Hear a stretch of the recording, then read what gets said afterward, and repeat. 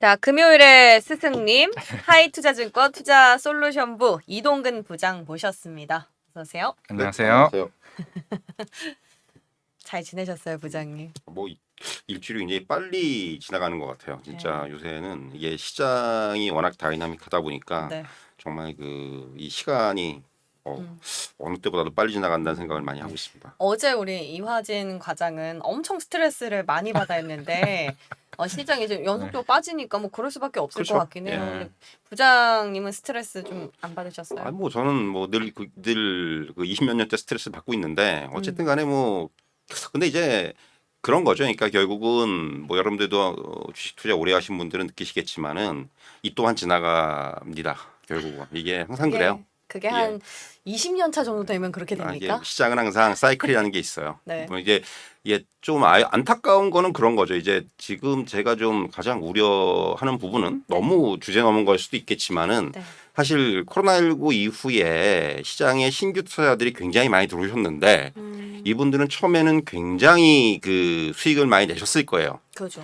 이제 그런데 최근에 사실 그런 얘기들 많이 하시죠. 그런 분들이 이제 수익을 다 토해내시고 네. 이제는 뭐 마이너스 나신 분들도 많이 발생을 하고 그러기 때문에 사실 그런 분들이 되게 지금 당황스러워하시는 그런 부분 최근에 굉장히 제가 많이 접해봤습니다. 근데 이제 결국 어떻게 보면은 너무 이 타이밍상으로 봤을 때 그런 것들이 있죠. 물론 우리가 얘기하는 비기너즈 럭이라는 게 있어요. 처음에 이제 하시는 분들이 되게 이게 처음에 잘 되다 보니까 네. 이게 내가 정말 주식을 잘하는구나라고 생각하시는 분이 상당히 많은데 마치 고스톱을 칠 때. 막 그렇죠. 예, 그런 건데 물론 이제 정말 잘하시는 분들도 있지만은 항상 그런 부분들을 생각을 해야 된다는 거예요. 그래서 지금 뭐 조금 이제 설사 이제 조금 상황이 안 좋더라도 이거를 잘 넘겨야 돼요. 그러니까 뭐 제가 항상 이런 멘탈을 굉장히 강조드리는데 주식은 90%가 멘탈이라고 생각을 해요. 뭐 그러니까 제가 뭐 이 경험상에 드리는 말씀이에요. 결국은 이게 멘탈만 잘 잡고 있으면은 기회는 항상 옵니다. 이제 뭐 그게 기회가 이제 좀 길어질 수도 있지만은 물론 이제 그거를 또 못 버티시는 분들도 굉장히 많은데 그래서 저는 뭐 지금 장이 굉장히 좀 어렵다고 하더라도 네. 너무 낙심하시고 실망하시고 뭐 이러실 필요는 없다고 생각을 해요. 그래서 우리 부장님을 금요일날 참 고정 출연을 네. 이렇게 해주시는 게 너무 감사한 것 같아요. 한 주 동안 막 회오리가 치고 나서 금요일날 딱 제 이상형이거든요. 저는 이렇게 소나무 같은 한 자리에 있으면서 도리도리 저의 하시는데. 멘탈을 잡아주시는 도리도리를 하셨어요? 고부한다. 아, 저는 그런 모션을 못 봤는데 너무 좋다고 이렇게 하시던데. 좋습니다. 예. 이제 이렇게 인사했으니까요. 네. 좀 날카롭게 들어가 볼게요, 부장님. 저희가 돈돈에서 이제 시작을 같이 한 지도 꽤 됐는데 네네. 그동안 부장님의 스탠스를 쭉 이제 정리를 해보면 유통 쪽으로 네. 많이 뷰를 예. 긍정적으로 보셨고 네. 그 중에 이유 중에 하나는 이제 제품 판매 가격의 정가가 예. 가능하다. 네네. 실질적으로 시장에서 그런 부분들이 반영이 돼서 지수가 빠질 때도 유통주들은 상당히 선방을 하는 모습을 보였습니다. 네. 중국이랑 얽힌 거 그 밖의 것들. 예. 그래서 너무 감사하고 막 저도 막 그렇게 보고 있었는데 이번에 월마트 그리고 타겟의 실적을 딱 뚜껑을 열어봤더니 아니었나 봐요. 이게 제품 판매 가격의 정가가 안 된 건지 아니면 다른 요인이 있었던 건지. 뭐 사실 이제 이거는 조금 차별적인 얘기일 수도 있는데 네. 결국은 이제 저는 월마트나 뭐 타겟의 실적에 대해서 첫 번째는 일단 너무 이제 뉴욕 증시가 좀 과잉반응을 보인다라는 말씀을 드리고 싶어요. 사실 이게 물론 네. 이해는 가요. 왜냐하면은 사실 지금 시장에서 가장 경기를 일으키는 게 인플레이션, 경기 둔화. 이거에 대해서 엄청나게 경기를 일으키고 있죠. 특히 미국 증시는. 네. 이제 뭔가 그런 얘기가 조금만 나오면은 시장은 일단 뭐 좀 부정적인 쪽으로 봐요. 그리고 이제 어떤 지수의 움직임도 상당히 좀 급하게 나타나고 이런 부분들이 있는데 결국은 이제 월마트 타겟의 실적에서 중요한 부분들은 이게 이제 약간 이들의 업태가 잘 아시다시피 이제 할인점, 소매 판매 이런 쪽이죠. 그러니까 좀 약간 어제 이제 콜스 실적도 나왔지만 콜스도 물론 실적이 좋은 건 아니었는데 이게 약간 다른 게 콜스는 백화점 체인이잖아요.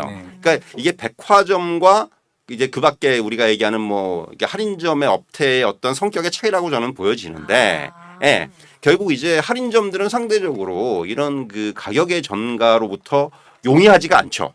그러니까 뭐 우리나라도 마찬가지잖아요. 사실 할인점은 누가 더 10원 더 싸게 파느냐의 가장 중요한 그런 핵심 포인트라는 거죠. 서로 출혈 예, 출혈 경쟁이. 그러니까 어떻게 보면 이게 뭐 그런 얘기들 많이 하잖아요. 네. 팔면 팔수록 손해 난다. 그러니까 지금이 딱 그런 국면이라는 생각이 들어요. 그러니까 인플레이션의 어떤 영향이 굉장히 부정적으로 작용하는 거죠. 이미 어떤 원재료 가격이라든가 이제 받는 가격 네. 이런 것들은 상당히 올라 있는데 파는 가격을 갖다가 쉽게 올릴 수가 없는 상황이 돼버린 거죠. 그러니까 사실 이거는 조금 경우는 다릅니다만은 지금 최근에 이제 우리가 일본 얘기를 굉장히 많이 하잖아요. 일본이 함부로 지금 물가를 못 올린다는 얘기를 하지 않습니까? 그러면서 이제 일본은 그 어떻게 보면 그 경기가 쉽게 이게 돌아서기가 힘든 게 이게 뭔가 그 가격이 오히려 좀 약간 인플레이션이 적당하게 있어줘야 되는데 너무 그게 없잖아요. 그래서 사실 이제 굉장히 침체가 장기화되고 있고 그런 원인 중에 하나 갖다가 그런 걸로 꼽는데 저는 이제 좀 약간 경우는 다릅니다만은 이런 할인점 같은 경우는 그런 쪽에서의 어떤 좀 약점을 가지고 있다. 그럼. 특히 이런 국면에서는 아. 이게 지금 인플레이션의 국면에서는 약점을 가지고 있고 그런 것들이 실적으로 연결될 수밖에 없는 거죠. 직접적으로. 근데 이제 시장은 그런 것에 대해서 약간 해석을 갖다가 이게 인플레이션 때문에 이렇게 되는 거구나. 그러니까 어떤 시장이 지금 조금 단면을 보고 있는 거예요, 하나에. 이런 그게 물론 어느 정도 이해는 갑니다만은 그러니까 시장은 지금 앞에서 말씀드렸다시피 그만큼 이런 인플레이션이라든가 경기 침체라든가 이런 부분에서 경기를 일으키고 있기 때문에 이러한 반응이 나왔고 시장 전체 그러니까 뉴욕 증시 전체에도 조금 이제 부정적인 영향을 미치는 그러니까 결국 그런 거예요. 물론 그렇게 될지 안 될지는 모르겠지만은 여기서 이제 이런 그 인플레이션이 정말 이제 기업의 실적으로 반영이 되면은 이런 것들이 단순히 유통업체들뿐만이 아니라 이제 제조업체라든가 이런 쪽으로 점점 전이가 되면서 이런 것들이 이제 시장 전체에 굉장한 그 악재로 작용하는 것이 아니냐라는 그런 우려가 일단은 지금 강하게 작용을 하고 있다. 이렇게 말씀드릴 수 있을 것 같습니다. 그러니까 산업에 우리가 유통 산업이라고 크게 이제 봤었는데 네. 그걸 좀 구분을 해봤더니 네. 할인점이랑 백화점에 이제 차별화가 있었고 그 업태의 특성상 출혈 경쟁으로 그렇죠. 인플레이션으로 인해 물가가 오른 것들을 우리가 생각했던 것보다는 제품으로 전가를 많이 그렇죠. 시키기가 어려운 어려웠던 상황이었다라고 정리가 되네요. 그래서 그러면 백화점 쪽에 실적이 잘 나왔던 현대백화점이나 국장에서는 뭐 신세계 인터내셔널 그렇죠. 그런 럭셔리 쪽에는 그러니까 좀 다르죠. 경고했네요. 상황이 좀 다르죠. 이게 어. 어떻게 보면은 뭐 그러니까 그들은 충분히 이런 뭐 백화점이나 이런 쪽에서는 일단 가격 전가력이 훨씬 더 높죠. 일단 뭐 쉽게 가격 전가할 수 있고 그러니까 이게 어떻게 보면은 코로나19에 나타나고 있는 현상이에요. 이게 좋은 건지 나쁜 건지는 모르겠습니다만은 소비의 어떤 양극화 또는 이제 그 우리가 얘기하는 뭐 가성비보다는 가심비 뭐 이런 얘기들을 하고 있는 이유가 결국 그런 거예요. 약간 그 유통업의 업태별로 해서 조금 이러한 그 매출이라든가 이익의 이런 그 반영이 다르게 나타날 수가 있다라는 거죠. 결국은. 우리가 이제 뭐 이제 실적이 발표가 됐고요. 네. 이미 지수는 그 종목 실적 악화, 미스에 대한 여파를 맞았지 그쵸. 않습니까? 근데 그게 과도하다는 말씀들을 참 많이 하시는데 그럼 우리가 이 과도한 열려 있는 하방을 지지해 줄 수 있는 거는 그나마 그동안은 1분기 실적이었는데 그렇죠. 지금은 뭘로 봐야 될까요?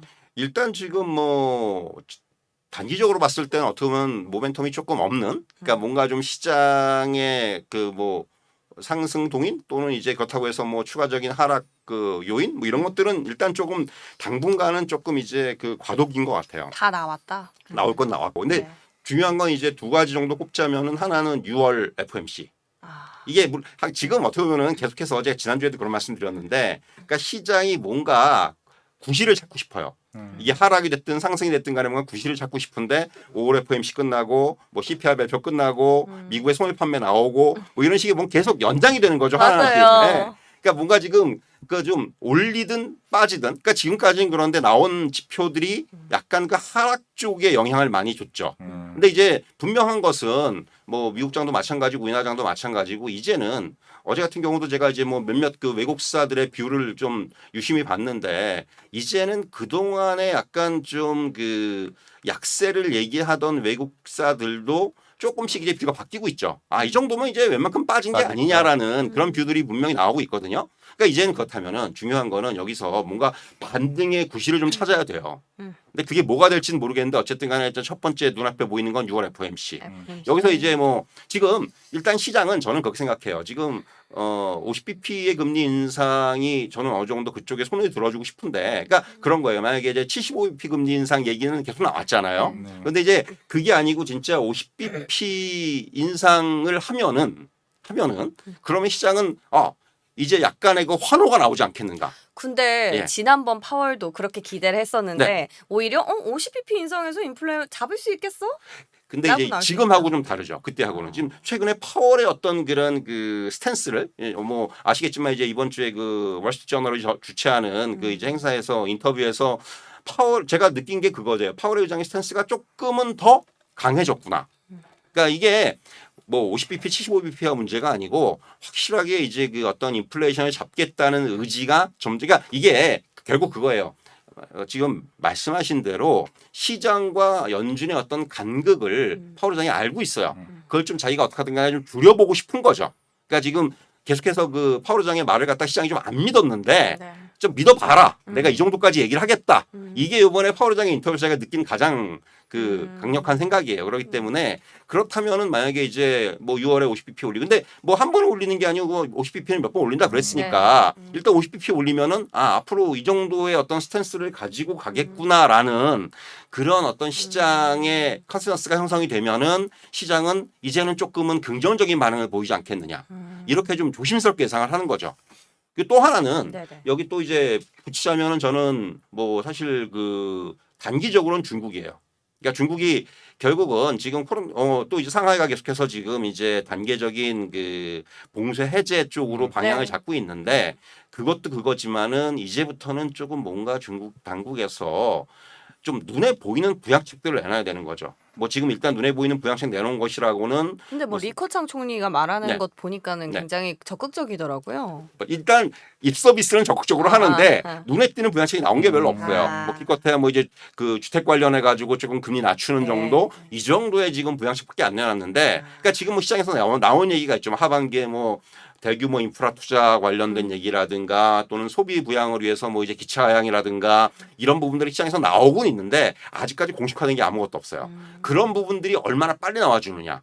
저는 제가 몇 주 전에도 그런 말씀드렸는데 중국은 결국 상반기가 중국 시장도 바닥이라는 말씀 드렸었는데 저는 그 의견에는 지금 여전히 유효하다고 생각을 하고, 다만 이 말씀드린 대로 이러한 그 부양책이 얼마나 눈에 띄는, 그러니까 말만 하지 말고 눈에 띄는 부양책이 얼마나 좀 빨리 나와주느냐가 특히 저기 우리나라 시장에는 상당히 중요한. 여기엔 뭐 우리나라 많은 업종들이 걸려 있잖아요. 무슨 뭐 리오프닝이라든가 뭐 이제 중국 관련 소비재라든가 이런 부분들까지 걸려 있기 때문에 이런 부분들이 지금 단기적으로는 시장에 어떤 영향을 줄 수 있는 모멘텀이 된다. 이렇게 말씀드릴 수가 있을 것 같습니다. 뭐 사실 중국의 상황 같은 경우는 우리가 일일이 트래킹을 할 수가 없고, 그럼 지금 나온 거에 있어서 분석을 좀 해보자면 앞서 6월 FOMC 얘기를 하셨는데 금리랑 환율이랑 또 관계를 뗄 수가 없잖아요. 저는 최근에 우리 과장님 말씀하셨듯이 환율이 좀 상승 국면이 아니라 소강 상태에 있어서 그나마 외국인들의 매도세가 좀 줄어들고 있고, 심지어 며칠 전에는 또 매수로 포지션을 잠깐이지만 전환을 하기도 했잖아요. 그런 부분에 아쉽지만 좀 기다려 보려고 했는데 FOMC 정도까지밖에 안 되겠네요. 발표 전까지밖에. 뭐 사실 이제 환율 얘기를 하면은 네. 뭐 이제 장중에 뭐 1290원도 돌파해봤고 그러니까 그러면서 1,300원 간다 1,300원 했었는데 다행이에요. 얘기가 이제는 뭐 네. 그게 뭐 눈앞에 있는 건 사실인데 그 이후에 이제 지금 다시 조금은 이제 그 후퇴한 상황인데 네. 어쨌든 간에 이 환율은 저는 뭐 아직까지도 이 위로는 좀 열려 있다고 생각을 해요. 이게 뭐 단순히 원달러 환율의 문제가 아니고 달러의 강세 때문인 거죠. 그렇죠. 이거는 전반적으로. 전적으로. 예, 예. 달러가 지금 너무 강해요. 일단 네. 기본적으로 이 부분은, 그리고 이게 뭐 쉽게 이런 현상이 완화될 가능성이 크지가 않아요. 그러니까 뭐 과거 같으면은 아시겠지만은 뭐 달러 이외의 기축 통화들이 이 부분을 좀 이제 그 방어해 줄 수 있는, 완화해 줄 수 있는 그런 구실들을 했는데 네. 뭐 지금 엔화가 힘을 쓰고 있습니까? 아니면 그러니까. 유로가 힘을 쓰고 있습니까? 개입을 해도 안 될 아무것도 안 돼요. 네. 네, 그렇기 때문에 그런 상황에서 지금 달러의 어떤 독주를 막을 수 있는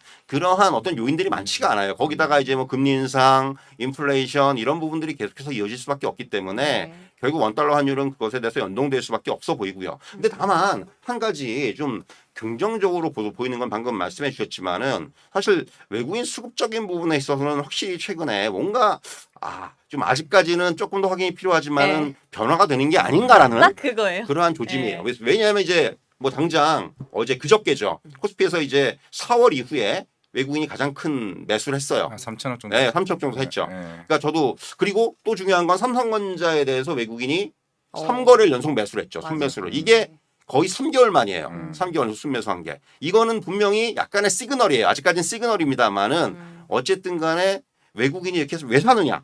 이렇게 이제 뭔가 왜 사느냐. 결국 이거는 그런 거죠. 뭐 다른 시장에 대한 이유보다는 매력도. 네. 첫 번째는 이제 외국인이 매도할 만큼 매도했다는. 음. 뭐 더 나올 건 많지가 살 게 않다. 없다. 네, 팔 게 없다. 이게 이제 그러니까 저도 이제 곰곰이 생각을 해봤는데 다른 뭐 환율이 그렇다고 해서 지금 되게 우호적인 건 아니니까. 그러니까 두 번째는 그리고 일단 어쨌든 간에 그 국내 증시에 대한 매력도적인 측면에서 최악에선 벗어났다는 그런 어떤 시그널이 아닌가. 그러니까 계속해서 어떻게 보면 뭐 뉴욕 증시라든가 이런 부분 대비해 봤을 때 이머징 특히 이제 국내 증시 같은 경우는 더군다나 국내 증시의 단점이라면 단점이라고 할 수 있는 부분들이 이게 뭐 좋은 걸 수도 있는데 외국인들이 그런 얘기 많이 하잖아요. 그러니까 돈 넣고 빼기가 참 좋다 우리나라 증시가 그래요? 이런 얘기를 많이 하는데 결국 그런 부분 그러니까 외국인이 어떻게 보면 이게 현금화하기가 참 좋은 시장이에요 우리나라 시장이 그런 부분들이 어떤 약세장에서는 계속해서 어떤 하나의 그 약점으로 작용을 했었는데 이런 부분들 그러니까 이제는 조금씩은 어느 정도 외국인들이 생각하기에는 어느 정도 바닥 근처까지 왔다라는 그런 판단들이 나오고 있고 최근에 뭐 삼성전자뿐만이 아니라 대형주들에 대한 매수세 또는 이제 2차전지 관련 업종에 대한 매수세 셀 많이 네, 사더라고요. 이런 부분들을 이게 종합적으로 보면은 네. 확실히 이제는 좀 스탠스가 적어도 매도 일변도는 아니겠구나라는 스탠스가 조금씩 그 발생을 한다는 거죠. 또 하나는 그런 거예요. 이제 항상 외국인 지분율을 봤을 때 그 역사적인 저점 수준에서 바닥을 확인했던 부분들을 봤을 때 앞으로 이제 우리나라의 어떤 예상 EPS라든가 이런 부분들과 연관이 있다라는 겁니다. 뭐 이번에 1분기 실적도 나왔지만은 어쨌든 간에 1분기 실적도 지금 예상보다는 상당히 우리나라 긍정적이었어요. 맞아. 네. 그리고 이런 부분들이 아마 연간 실적으로도 연결이 될 거예요. 그렇기 때문에 그런 부분들을 감안한다면은 이제는 조금은 이런 그 외국인들의 스탠스에서는 확실히 조금의 그 변화의 조짐이 보인다. 이런 말씀 드릴 수 있을 것 같습니다. 확실히 국내 시장 같은 경우도 네. 최근에 물론 바이든 방한 뭐 이슈도 뭐 삼성전자 매수세도 어떻게 그걸 생각을 할 수가 있겠지만은 이제 시총 순위도 어떻게 보면 이제 LNF가 어제 또 큰 대형 계약을 맺었고 와, 코스닥의 분위기가 옛날에 확실히 맞아요. 제약바이오였는데 많이 바뀌는 것 업종 같아요. 분위기 자체가 2차 전지가 확 올라와 버리고 네. 삼성전자 이제 반도체 이제 되나보다 이제 휴대폰 갤럭시 폴더블 관련주들 최근에 올라오고 있고 맞아. 또 현대차 기아 예. 확실히 업종 자체가 그런 대형주 쪽으로 쏠림 현상이 나온다고 하게 됐을 때 사실 1분기 실적이 생각보다 뭐든 다 나쁘지 않았잖아요. 네. 그렇게 되면은 2분기도 더 크게 좀 내가 봤을 때 기대해 볼 만하지 않은가. 물론 지수는 어떻게 될지는 모르겠지만은 네. 좀 우리가 나라에 있는 제조업의 좀 중심이 되고 있는 네. 그런 업종들 사이에서 제가 봤을 때 좀 2, 3분기 기대해 볼 만하지 않을까 좀 생각하고 있습니다. 그러니까 지난주도 말씀드렸지만 결국 이현정 과장님 좋은 말씀해 주셨는데 저는 결국 그래서 시장은 실적 장세로 갈 수밖에 없다라는 게 결론이에요. 이게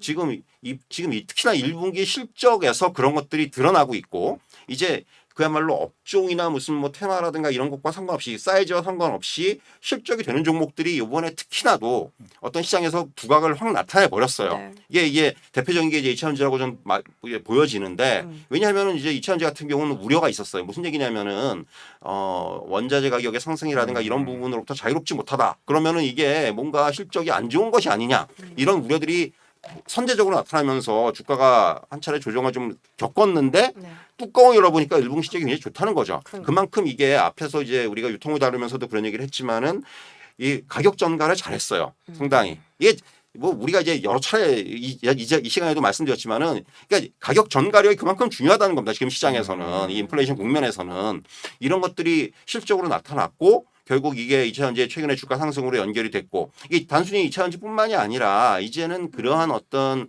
이 실적에 대한 시장의 집중이 이제 올해 내내 아마 이어지지 않겠느냐. 결국 그 부분에 저는 좀 향후에 뭐 올해장뿐만이 아니라 네. 좀 포커스를 오랫동안 맞춰야 되지 않겠느냐. 그러니까 뭐 업종 이런 거보다도 이제 이런 그 실적, 그러니까 업종을 불문하고 그런 패러다임에 그렇죠. 대해서 그 사이클. 근데 저는 좀 생각을 다르게 해볼 수도 있는 것 같은 게요. 원자재 가격은 계속해서 인플레이션이 좀 올라가는 국면인데 가격을 한 번 올렸는데 또 2분기 또 올리고 3분기 또 올리고 이거는 좀 어렵지 않나. 그래서 결론적으로 원자재 가격은 올라가는데 제품 가격은 그대로면 2분기 실적에서 이 갭이 깨진다. 깨지면 보통 위험하지 이제 않을까. 일반적으로 이런 원자재 계약을 할 때나 이럴 때 보면은 네. 이게 뭐 그때 계약을 하진 않죠. 원자재 받는 계약이 일반적으로. 조달 계약은 이제 그래요? 좀 약간 6개월, 1년 단위로 하기 때문에 네. 뭐 대표적인 게 최근에 이제 조선업종 같은 경우 후판 가격 이제 1년 그러니까 보통 이제 1년 단위 계약하거든요. 이번에 이제 뭐 10만 원 올렸다 뭐 이런 네, 얘기를 하고 네, 있는 네. 건데 결국 그렇기 때문에 이제 일단 뭐 원자재 가격의 상승이 일정 부분 그 영향을 주겠지만은 그렇게 하면 그때 이렇게 되게 이게 연동돼서 그런 식의 반응이 나오진 그래요? 않아요. 일반적으로. 그렇기 때문에 그 부분은 조금 너무 어. 지나친 우려를 할 필요는 없다. 물론 이게 장기적으로 영향을 주죠. 계속해서 원자재 가격이 안 올라가서 안 내려오고 있기 때문에 안 내려온다면은 네네. 하지만은 너무 먼 일이네요. 네, 그렇죠. 네, 그러니까 약간 그 그것은 차이는. 좀 장기적으로 반영이 되는 측면이 있는 거죠. 그 부분 같은 경우는 그럼 소매 기업들이랑 좀 다를 수가 그렇죠. 있겠네요. 네네네. 그리고 2차 전지 얘기가 나와서 말인데요, 부장님. 네. 제가 그 외국에서 이제 리비안에서 일하는 친구가 예, 있어요. 예, 예. 그래서 그 친구한테 물어봤는데 실질적으로 이제 전기차 기업이잖아요. 뭐 테슬라랑 거의 뭐 맞수로 지금 굴지의 기업으로 유망주로 평가를 네. 받고 있는 유니콘인가? 그런데 밖에서 봤을 때는 2차 전지 소재 같은 경우는 중국에서 수입을 많이 하고 그렇죠. 장비 같은 경우를 우리나라를 많이 선호를 한다고 네네. 들었어요. 실질적으로는. 네네. 근데 왜 우리나라의 주가 흐름을 보면 2차 전지 소재 기업들은 가는데 오히려 장비는 못 가요? 왜? 그러니까 그게 이제 저도 네. 사실 제가 날카로워. 이 론던 처음 출연했을 때 그 얘기를 한 것 같은데 올해는 장비주가 더 줄 거라는 얘기 했는데 네. 근데 결국은 그게 잘 안 맞았는데 예. 어쨌든 간에 저도 그게 굉장히 의문이에요. 어떻게 보면 우리나라는 상대적으로 장비주가 되게 저평가가 돼 있어요. 그러니까. 예. 어떻게 보면 소재주들이 먼저 움직였었고 이거는 뭐 사실 어떤 뭐 특별한 이게 뭐 이유가 있어서 그렇다기보다도 소재주들에 대해서 반응이 더 빨랐던 거죠.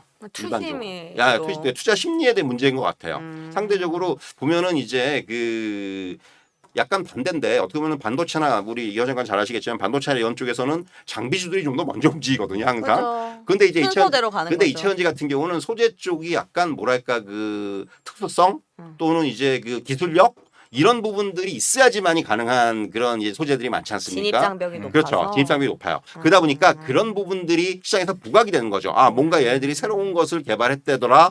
기존에 뭐 일본 애들이 독점을 하고 있는 시장에 뛰어들었다더라. 네. 이런 것들이 시장의 재료로 작용하는 거죠. 그래서 네. 소재주 같은 경우에는 막상 밖에서 받는 그 평가보다 주가가 너무 높게 평가가 되다 보니까 고밸류 얘기가 계속 나오는 그렇죠. 것 같은데 그러면 부장님 말씀하시는 것처럼 앞으로 실적 장세가 계속 될 거면 이제 2차 전지 장비주를 봤을 때 뚜껑 열어보면 훨씬 좋겠네요. 아, 뭐 앞으로는 저는 장비주에 대해서는 굉장히 그 뭐 이번에 좋은 것도 좋은 거지만은 굉장히 스테디하게 좀 움직이지 않겠느냐. 그러니까 소재주가 좀 이제 단기간에 많이 너무 올랐다면은 올랐죠. 네. 장비주들은 좀 이제 길게 가면서 어떤 시장에서 조금 이제 계속해서 좀 부각이 되지 않겠느냐. 이게 약간 그 패턴의 차이인데 네. 결국 저는 그런 쪽의 흐름들이 네. 예상이 된다. 이렇게 좀 말씀드릴 수 있을 것 같아요. 아니면 혹시 그런 부분도 있을까요? 어제 이제 LNF 계약건도 그렇지만 그 계약의 단위를 보면 양극재나 뭐 음극재나 이런 쪽으로 그 단위가 되게 크잖아요. 막 몇 조 원씩 되는데 7조였죠. 장비는 혹시나 계약을 하게 돼도 규모가 그 정도 그 아니에요? 정도 아니죠. 그래서 더 그래서 이제 주가 그런 것도 부양이 있고 더 많이 올라나? 이 상대적으로 이제 우리나라는 소재 업종들의 사이즈가 크고 네. 그리고 일단 그 시장의 장악력이라든가 이런 부분들을 볼 때도 네. 그런 쪽이 조금 더 이제 규모라든가 이런 측면이 크죠. 그러니까 장비줄이 상대적으로 좀 약간 그 사이즈가 작아요. 그래서 이제 이런 뭐 아직까지는 그 시장에서 어느 정도 이제 굉장히 그 높은 위치에 있을 정도는 아직까지는 아니라는 거죠. 아니다. 이런 부분들이 조금은 영향을 줄 수 있어요. 다만 이제 주가적인 측면에서는 이런 종목들이니까 어떻게 보면 작은 종목들이기 때문에 또 한번 오면 한번 움직이면 훅 또 가겠네요. 움직일 네. 수 있는 이제 그런 부분들은 충분히 또 여러분들께서도 생각을 해보셔야 될 것 같아요. 네. 앵커님 멋지지. 지금 이동국은 약간 당황했었어. 저 얼굴 빨개진 거 봤어요. 땀 닦으세요? 아니고. 예, 뭐 섹터별로 혹시 질문 있으면 네, 일단 말씀을 있으세요? 드리면은 네. 뭐 2차 전지도 아까 얘기를 했습니다만은 사실 물론 어제 조선 쪽도 얘기가 나왔습니다만은 네. 사실 어제도 제가 질문했던 것 중에서 사실 스탠스가 저도 지금 굉장히 애매한 시점이에요. 저도 사실 맞아요. 저도 조선 쪽을 계속 좋게 긍정적으로 보셨죠? 얘기를 했던 부분이고 네. 실제적으로 뭐 카타르 에너지에 대한 좀 그런 것도 있겠지만 저도 지금 여기저기 다 물어보고 있는 상황이에요. 워낙 저도 이제 좀 긍정적으로 얘기했던 찐바닥이라고 얘기를 했던 것 같은데 사실 부장님도 의견을 좀 사실 좀 듣고 싶긴 네. 했었어요. 사실 조선에 대해서요? 조선의 업종이요? 업종에 대해서 아. 부정적으로 얘기하셔도 돼요. 저도 그래서 그리고 사실 이제 말씀 듣고 제가 어제 공부를 많이 했기 때문에 두 엄청 가지 질문 공부를 들어갈 수 엄청나게 많이 있습니다. 하셨어요. 정리한 예. 것까지 뭐 있어요. 사실 이게 뭐 조선업종에 대해서는 저는 그렇게 뭐 이게 지금 되게 막 단기간에 움직인다 이런 건 아니에요. 그러니까 단기간. 그건 아니고 그냥 뭐 조선업종에 대해서는 저는 나쁘진 않아요. 비율은 나쁘지 않고 왜냐하면 수주가 계속해서 지금 따라오고 있기 때문에 다만 이제 이게 실적으로 연결되는 부분들이라든가 맞아. 이런 것에 대한 갭이 그치. 얼마나 이게 주가에 좀 긍정적으로 작용해 줄 수 있느냐. 그리고 이제 지금 시장에서 약간 조선업종에 대해서 우려하는 부분들은 앞에서 말씀드렸지만 결국 원자재 가격의 상승이에요. 이제 후판 가격이 전체 조선업종의 어떤 그 비중 차지하는 부분이 한 20% 정도 되는데 가격은 올렸는데 이 계속해서 추가적인 가격 인상의 압박이 들어올 수가 있는 거거든요. 그러니까 이런 부분들을 얼마나 잘 전가할 수 있느냐의 여부 이런 부분들이 역시 중요할 것으로 보여지고요. 다만 이제 계속해서 뭐 이원희 과장도 말씀하셨지만은 저는 조선업종에 대해서는 장기적으로 봐서는 네. 뷰 자체는 뭐 저는 긍정적입니다. 예, 이제 이번에 또 이제 최근에 좀 조선업종이 상대적으로 주가가 좀 많이 빠져 있는데 결국 이제 또 바닥에서의 어떤 또 이제 그 매수세는 충분히 가능하지 않겠느냐, 매수는 가능하지 않겠느냐 이런 말씀 드리고 싶고요. 그리고 뭐 아시겠지만 조선업종이 뭐 단기간에 막 급등을 하는 종목은 아니잖아요. 아니죠. 그러니까 항상 뭐 조선업종에 대해서 관심 있으신 분들은 약간 장기적인 관점에서 투자하시는 분들이 많기 때문에 네. 저는 이제 그 관점을 좀 지키실 필요가 있다. 이렇게 좀 말씀드릴 수 있을 것 같아요. 너무 이게 단기간에 뭐 주가가 오르고 빠지고에 대해서 너무 연연하지 마시고 저는 좀 이거는 길게 보실 필요가 있다. 이렇게 말씀드릴 수 있을 것 같아요. 맞아요. 네, 저도 같은 뷰입니다. 어제의 한 시간을 그대로 딱 요약해 주셨네요. 맞아요. 근데 사실 수주를 받았을 때 그리고 그게 반영이 되기까지 어쨌든 실적으로 나와야지만 우리가 안심을 할 수 있는 거잖아요. 투자자 입장에서는. 근데 그 반영되는 갭에 있어서 현금 흐름의 위험성을 느끼고 그만큼 또 물가는 올라가기 때문에 쉽지 않은 국면이죠, 지금. 그리고 이거는 조금 논외인데 아까 매크로 얘기할 때 좀 질문을 드리고 싶었는데 MSCI 리밸런싱 관련해서 매년 5월마다 이 질문을 했었던 것 같은데 네. 이번에는 좀 깜빡했어요, 제가. 그렇군요. 어떻게 뭐 상황이 되고 있는지. 아니 그건 뭐 지금 네. 그건 이제 개별 기업에 대한 문제이기 때문에 네. 사실 그래요? 그 부분은 뭐 저는 그것이 뭐 시장에 영향을 크게 준다 이제 그런 어. 단계는 아니라고 생각해요. 단지 이제 수급적인 수급, 부분에 네. 있어서 제가 한 가지만 이제 뭐 좀 약간 다른 얘기일 수 있는데 네네. 수급적인 면에서는 저는 그 하반기가 상반기보다는 수급이 훨씬 좋을 것 같아요. 이게 무슨 얘기냐면 단순히 뭐 외국인의 어떤 수급 이런 차원이 아니고 일단 항상 여러분들 느끼시겠지만 시장이 좋으면은 시장이 상승을 하면은 IPO 물량이 엄청나게 몰리죠. 그죠. 근데 최근에 이제 그것이 없어졌어요. 네. 많이 최근에 철회를 뭐 하기도 하고. 필더스라든가 네. 뭐 이런 것들이 좀 더 이제 철회를 철회를 했단 네. 말이에요. 그러니까 이거는 어떻게 보면 이게 반증이다. 굉장히 아이러니한 얘기인데 시장 입장에서는 상당히 호재가 될 수가 있어요. 왜냐하면은 뭐 우리가 이전에 뭐 LG 에너지 솔루션이라든가 이런 것들이 들어올 때 물론 시장에서 환호했지만은 수급적인 측면에서는 이게 엄청난 물량 부담으로 작용을 한 거예요. 맞아요. 그러니까 수급의 어떤 분산 효과도 나올 수가 있는 거고 기관이나 외국인들도 이걸 어쩔 수 없이 사야 되고 딴 걸 못 사는 거죠. 그러다 보니까.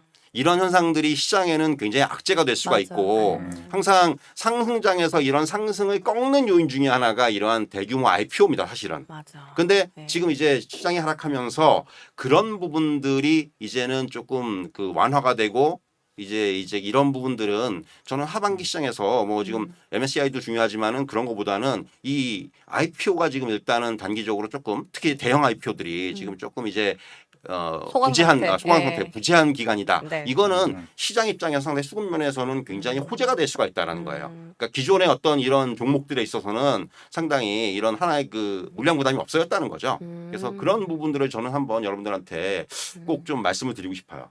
맞아. 생각해보면 작년에 LG 엔솔 때문에 수급이 꼬여서 그렇죠. 그 그렇죠. 안에 이제 맞아요. 추종하던 자금들을 빼야지 어쨌든 살 수 있는 거니까. 그렇죠. 그거 때문에 막 급락을 하는 사례도 있고 그랬지 않습니까? 네. 지금 네. 박지영 앵커님께 항의합니다. 그래. 아닙니다. 이거 평가들이 지금 굉장히 지금 애널보다 전문적이지 않고요. 저도 돈돈에서 많이 배운 거니까 우리 슈퍼맨님 돈돈 시청 잘하면 예, 우등생 될 수 있습니다. 우리 얘기 나온 김에 우등생을 추첨해가지고 우리 네. 부장님이랑 사진 찍을 수 있는 기회 드릴까요? 뭐 그런 거. 저는 그 사진 찍는 걸 별로 안 좋아하는데. 아니 우리 하진 과장님이랑 사진 찍을 수 있는 기회를 드린다고 했더니 아무도 안 좋아하셔가지고 그렇군요. 네 그래서 우리 부장님 카드를 한번 써볼까 하는데 예. 그래서 일단은 그래도 다음 주 일정이 있는 게 사실 네. 금통이잖아요. 토니. 사실 뭐 김혜익 교수님은 25bp밖에 안 올리겠다라고 생각을 했던 것 같은데 50은 올리지 않을까 좀 싶어요. 세게 얘기했잖아요. 저는 50bp는 약간 립서비스가 아닌가 생각이 들어요. 일단 그래요? 시장에 대해서 좀 한 차례 안심. 좀 경고. 시장에 대한 경고. 저도 25bp 쪽이 조금 더 올리더라도, 그러니까 마찬가지죠. 미국의 스탠스하고 비슷한 거죠. 그러니까 미국도 지금 파월 의장이 50bp를 여러 번 올리더라도 75bp는 일단 지금 그 카드는 약간 뒤로 숨겨놓고 있는 거고 똑같다. 물론 뭐 상황에 따라서 그걸 쓸 수도 있겠지만은 일단 저는 50bp는 일단 한번 던지고 그리고 일단 25bp 쪽에서 차라리 여러 번 올리는 쪽으로 가지 않겠니? 왜냐하면 시장의 안정이라는 측면이 또 있는 거기 때문에 항상 그걸 생각하지 않을 수가 없어요. 그리고 뭐 아시겠지만 우리나라 같은 경우 선적으로 이미 금리 인상을 먼저 시작을 했기 때문에 그런 부분들까지 감안한다면은 저는 뭐 충분히 그러니까 50bp 쪽보다는 저도 25bp 쪽에 조금 더 무게를 싣는다 이렇게 말씀드릴 수가 있을 것 같아요. 50bp는 지난번에 했으니까 그쵸. 그러니까. 25로 그럴 수 있겠네. 그 가능성도 충분히 있는 것 같아요. 과장님 어떻게 보세요? 저도 25bp 정도까지 생각은 하고 있습니다. 왜냐하면 굳이 음. 우리나라가 그렇게 인플레이션에 대한 좀 미국보다 조금 덜한 것 같아서 제 생각에는 우리나라가 지금 인플레이션 약 4% 정도인가 좀 기억을 하고 있는데 네. 사실 뭐 영국은 10% 나왔죠. 네. 그리고 아니 미국이 저기 터키인가 어딘가요? 동유럽이었던 것 같은데 무슨 인플레이션이 몇백 프로가 아, 뭐 나와가지고 지금 그런 그거 맞아요? 국면이에요. 싫어요? 예, 그런 국면이에요. 그래서 그렇게 우리나라는 금리 네. 인상에 대한 우려는 좀 덜 해도 되지 않을까. 근데 만약에 50bp를 하게 되면은 네. 조금 영향을 좀 줄 것 같긴 해서 하고 있는데 아까 이제 묻고 싶은 게 있다가 제가 좀 까먹었었는데 네. 그게 리커창 총리랑 네. 시진핑 얘기가 나오고 있잖아요. 사실 네네. 저게 루머로 나는데 어제 또 보니까 뭐 둘이 조금 대립 관계? 뭐 그런 얘기가 있었죠. 네, 그게 가격자입니까? 네. 그런 게 사실 중국 쪽 시장에서 지금 이제 어떻게 보면 오늘도 이제 금리 인하 관련 이슈가 있는 것 같은데 혹시 이런 만약에 대립 관계가 커지게 되면은 중국 시장에 대해서 안 좋은 건가요? 아니면은 근데 이제 그거는 지금 어떻게 보면 중국 입장에서는 시진핑 주석의 사면임 이것을 지금 이제 올해는 어쨌든 간에 그것 때문에 지금 계속해서 방역 세게 하는 거고 사실은 이제 그런 부분 그러니까 정치적인 논리들이 지금 굉장히 그 좌우를 하고 있는데 정말 그래서 저는 모르겠어요. 이게 둘이 대입 얘기가 있긴 있는데 과연 리커창 총리가 지금 대들 수가 있을까라는 생각을 하고 있어요. 먼저 결국 지금 왜냐면은 그만큼 시진핑 주석의 권력에 대한 어떤 그런 지금 상황은 어느 정도 이제 확실하게 다져진 상황이라고 생각을 합니다. 맞아요. 예, 모든 면에서. 그렇기 때문에 뭐 결국 그거 만약에 둘이 정말 대립으로 간다면은 그거는 뭐 리커창 총리가 거기는 대항하기 쉽지가 않다. 그렇기 때문에 그러니까 지금 왜냐하면 자꾸 그러니까 중국의 지금 가장 큰 문제는 정치가 계속해서 경제 논리를 갖다가 위에 누르고 있다는 거죠. 그러니까 지금 쉽게 이런 부양책이 못 나오는 이유도 이제 그런 것들이 있는 거고. 그러니까 리커창 총리는 계속 말로 하고 싶어요. 그런데 이제 그게 지금 좀 막히는 거죠, 계속해서. 그렇기 때문에 제가 앞에서도 말씀드렸지만은 그러니까 결국 가장 중요한 지금 포인트는 이것이 언제 지금 이제 현실화될 것이냐. 이제 결국 어느 정도의 어떤 선에서 또 이제 타협점을 찾겠죠. 그러니까 지금 일단은 지금은 정치 논리가 지금 우세한 상황이고 아직까지는 네. 물론 이제 지금 이 상황이 방역을 갖다 풀기 시작을 했습니다만은 일단 그런 부분들이 조금 더 이제 공식화가 되는 흐름들을 저는 좀 더 봐야 될 것 같다고 생각을 합니다. 맞아. 원래는 시 주석이 언론에 미디어에서 가장 네. 이제 표출을 많이 했는데 리커창 총리 요즘 들어서 이제 발언 횟수라든지 그렇죠. 이런 예. 발언의 강경함이라든지가 예. 강해져서 예. 뭔가 이제 그 포지션에 네. 어떤 변화가 있나라는 이게 설인지 뭐 소문인지는 또 이제 모르겠는데요. 그런 저는 또 다른 국면에서 그렇게 생각할 수도 있어 보여요. 네. 그러니까 어떻게 보면은 지금 이제 시진핑 주석은 사면임을 앞두고 좀 약간 조심스럽게 약간 음. 낮추고 있는 거고, 아. 그러니까 리커창 총리가 당장 뭐 뭘 안 하더라도 일단 지금 뭐 부양책을 당장 안 쓰더라도 말씀드린 대로 립서비스 계속 하면서 시장의 기대치를 좀 잠재우는. 높여놓는. 아. 잠재우는 이러한 것도 저는 그러니까 오히려 대립보다는 그런 역할 분담의 가능성도 상당히 있다. 이건 그러니까 비선일 수 네, 있겠네요. 그런 거죠. 그러니까 왜 아니 그럴 네. 가능성도 상당히 높아 보여요. 지금 아. 상황에서는. 그럴 수도 있겠네요. 듣고 보니까 음. 이게 전략일 수도 있다. 중국에. 아니, 지금 댓글에서 이게 현대중공업에서 일하고 오셨다는 분이 계셔가지고 조선주에 대해서 지금 그래서 여러 가지 계속 얘기하고 있습니다. 지금. 얘기를 네, 하셔가지고 네. 그래요? 뭐 계속 어떤 눈이 계속 갈 수밖에 없었어요. 네, 한번 봐주세요 댓글 과장님. 아까 위에 아까 조선주는 예. 올라갈 때 판매에 들어가야 된다라는 네, 말은 신조선까지 속 올라갈 때 아까 전에 말했던 그런 얘기를 하셨던 것 같은데. 그러니까. 그러니까 판매에 들어가야 된다. 라는 말은 수주를 얘기를 하시는 건가요? 예. 아니면 어제 같은 경우는 중고가 지수를 올라갈 때 중고로 팔았을 때 근데 그거는 해운 업종에서 팔아야 되는 거 아닌가요? 일단 저는 이 댓글밖에 안 보이네요. 슈퍼맨님 요새 굴이 제철인데 두 분 앵커분들 얼굴이 뭐죠? 저기까지만 올려주셨는데 저희 얼굴이 굴 같다는 건가요? 뭐죠? 제철처럼 이제 스트레스에는 상태가 좋다. 제철 음식은 먹으라 했잖아요. 스트레스에는 제철 음식은 그러면은 저희가 얼굴이 봤을 때 스트레스가 많아 보인다 뭐 이런 얘기일까요? 그런가요? 스트레스 오는데 예. 네. 좋습니다. 뭐 혹시 저희가 이제 시간이 얼마 안 남아가지고 마지막 질문이 될 것 같은데요. 요즘에 매크로 이제 데일리 리뷰 같은 것도 저도 항상 체크를 하고 오는데 보면은 그런 말씀들 많이 하세요. 2,500선의 지지력 테스트, 네.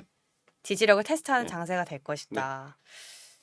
부장님은 그 지수에 있어서 하단을 어떻게 보시고 네. 또 뭐 그것에 대해서 뭐 탄력을 줄 수 있는 것들이 어떻게 있는지 요인들 한번 체크해 사실은 볼게요. 이제 뭐 지금 지수에 대해서는 저는 어느 정도는 지금 저점을 잡아가는 과정이라는 말씀을 계속 드리고 있어요. 무슨 얘기냐면 어제 같은 경우도 사실 국내 증시가 미국 증시에 비해서 상당히 견조했고 한방을 했죠. 어떻게 보면 이제 뭐 결국 종가가 2,600까지는 안 갔지만 2,590 정도까지 회복을 했어요. 네. 이거는 상당히 국내 증시가 저는 진짜 다른 나라 증시보다는 물론 이제 악재들이 너무 선반영이 됐고 먼저 빠졌다는 측면들도 있지만은 지금은 상당히 우리나라 증시가 이런 부분에 있어서는 조금은 이제 이런 변동성을 잘 소화를 해내고 있다라는 말씀을 드릴 수가 있을 것 같고요. 네, 지난번에 하단으로 꼽았던 게 2,590선이었잖아요. 그렇죠. 뭐 이제 그렇기 때문에 예. 일단 뭐 장중에 2,550장가 깨졌습니다만은 지금은 너무 그런 부분에 대해서 너무 민감하게 반응하실 필요가 없어요. 이게 무슨 뭐 내부적인 부분보다는 지금 외부적인 요인들로 의해서 지수가 움직이는 거기 때문에 네. 그런 부분에서 너무 민감성을 가지실 필요는 없을 것 같고요. 다만 이제 시장의 변화에 대해서는 저는 좀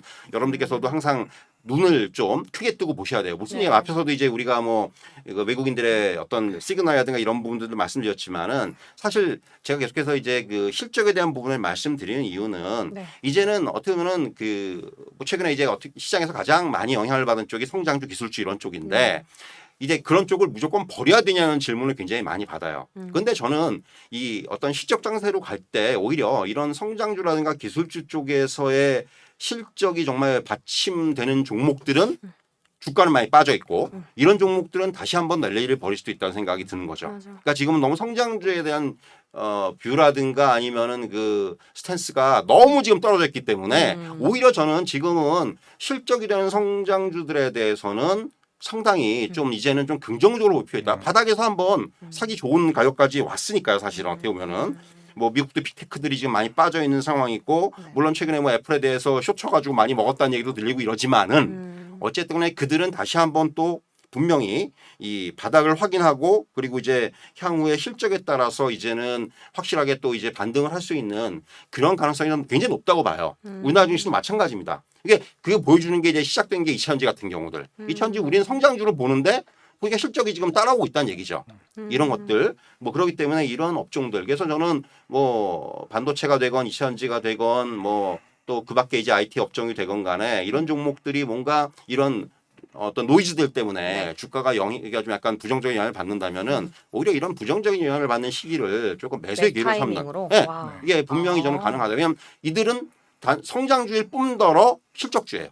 이런 쪽에서 좀 접근할 필요가 있다. 네. 이렇게 좀 말씀드릴 수가 있을 것 같아요. 와, 아주 깔끔하게 정리해 주셨습니다. 제가 마지막 질문 딱 그거 드리려고 했는데 어쨌든 베어마켓이다, 경기 침체다 얘기가 많이 나오고 있지만 베어마켓을 진입을 해도 가는 종목은 또 가지 않습니까? 그렇죠, 맞습니다. 그 갈 수 있는 종목들이 실적과 성장성이 튼튼하게 두 기둥이 잘 잡혀진 종목들은 간다! 라고 시원하게 정리를 해보겠습니다. 저 술 안 마셨어요? 아니 네. 파이팅 넘치시지. 예, 좋습니다. 아우, 부장님 오늘도 저희 멘탈 정리와 함께 심신의 안정을 시켜주셔서 정말 고맙습니다. 네, 다음 주 감사합니다. 금요일 날 뵐게요. 네, 감사합니다. 감사드리겠습니다. 네.